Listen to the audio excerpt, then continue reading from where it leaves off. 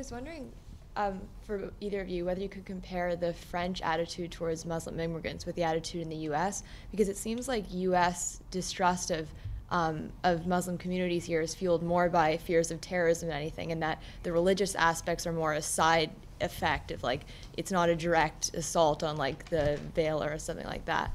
And so I was wondering why that might be. Is it because the U.S. is generally a more religious country and so is less inclined to distrust religious practices just because they are religious practices, or is there a certain different organization of Muslim communities here that makes them more willing to integrate, I suppose, into American communal life? I mean, I think Atesh kind of outlined the usual and also I think correct answer to that question, which has to do with the very different political histories and therefore very different political cultures of France and the United States. In particular, the dominance, the predominance of particular what I would call radical or secularist republicanism, with its origins in the French Revolution.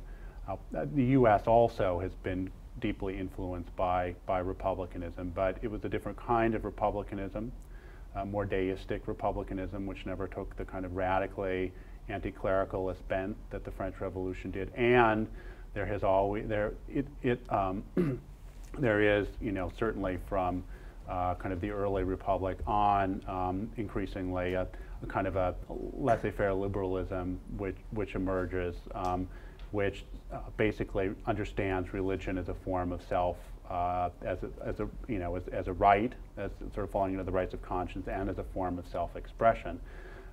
And that's been reinforced historically, of course, through the arrival and absorption of an emergence of more and more religious groups.